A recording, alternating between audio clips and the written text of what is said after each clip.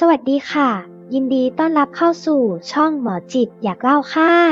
วันนี้หมอจิตจะมาเล่าให้ฟังถึงโรคยอดฮิตที่พูดถึงกันอยู่ติดปากซึ่งก็คือภาวะหมดไฟหรือ Burnout Syndrome นั่นเองค่ะการแบกรับภาระงานที่หนักปริมาณงานที่มากต้องทำในเวลาที่เร่งรีบเกิดเป็นความเครียดเรื้อรังในการทำงานเป็นสาเหตุสำคัญให้เกิดภาวะหมดไฟในการทำงานซึ่งหากปล่อยทิ้งไว้นานวันอาจเสี่ยงต่อการเป็นโรคซึมเศร้าได้ภาวะหมดไฟในการทำงานคือภาวะการเปลี่ยนแปลงด้านจิตใจที่เกิดจากความเครียดเรื้อรังในการทำงานและไม่ได้รับการจัดการอย่างมีประสิทธิภาพมายาวนานองค์การอนามัยโลกได้ขึ้นทะเบียนให้การรับรองภาวะหมดไฟว่าเป็นโรคใหม่ที่เกิดขึ้นกับผู้คนในยุคปัจจุบันซึ่งจะมีอาการหลัก3อาการได้แก่ 1. รู้สึกสูญเสียพลังงานหรือมีภาวะอ่อนเพลีย 2. รู้สึกต่อต้านและมองงานของตนเองในแง่ลบทำให้ขาดแรงจูงใจในการทำงาน 3. มีปฏิสัมพันธ์ในที่ทำงานที่แย่ลงรวมทั้งขาดความผูกพันกับสถานที่ทำงานคนที่อาจจะเสี่ยงต่อการเกิดภาวะหมดไฟหากมีความรู้สึกว่างานของตนมีลักษณะดังต่อไปนี้ 1. พลังงานหนักและปริมาณงานมากรวมถึงงานมีความซับซ้อนต้องทำในเวลาเร่งรีบ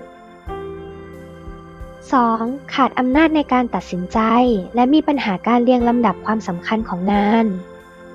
3. ไม่ได้รับการตอบแทนหรือรางวัลที่เพียงพอต่อสิ่งที่ได้ทุ่มเทไป 4. รู้สึกไร้ตัวตนในที่ทำงานหรือไม่เป็นส่วนหนึ่งของทีม 5. ไม่ได้รับความยุติธรรมขาดความเชื่อใจและการเปิดใจยอมรับกัน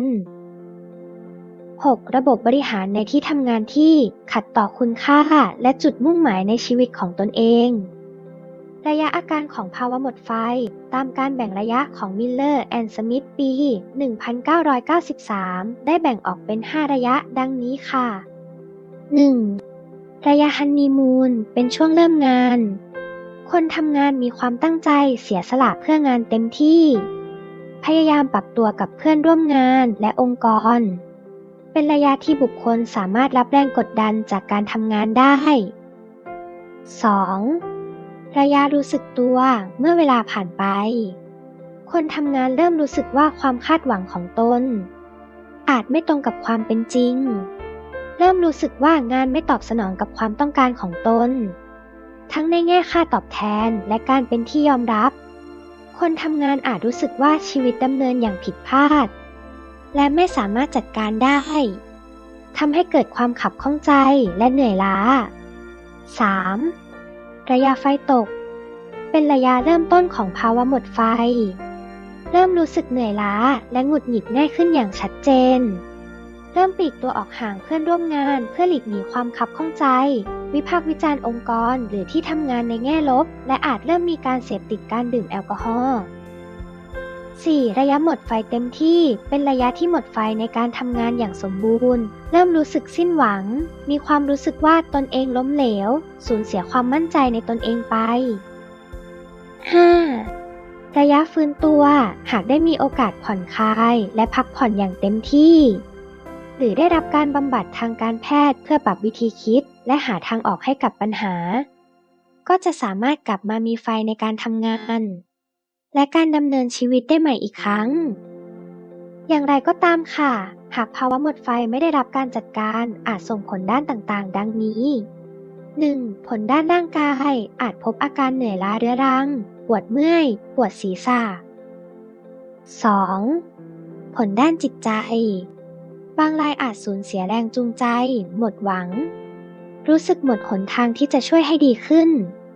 ส่งผลให้มีอาการของภาวะซึมเศร้าและอาการนอนไม่หลับได้หากอาการรุนแรงจะนำไปสู่โรคนอนไม่หลับเรื้อรังและฝันร้ายอาจพบมีการใช้สารเสพติดเพื่อจัดการกับอารมณ์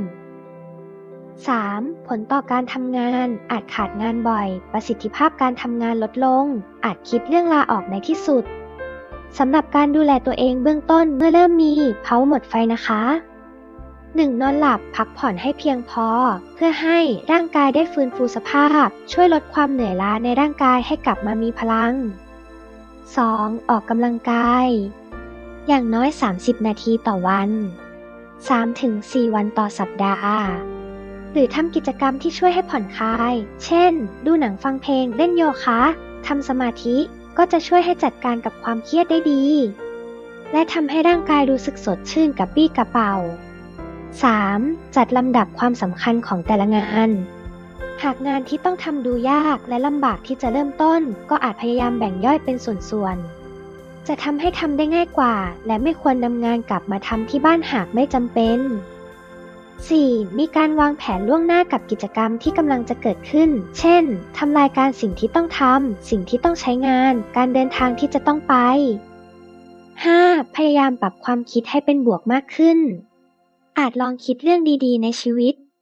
ดูว่ามีสิ่งใดที่ผ่านไปได้ด้วยดี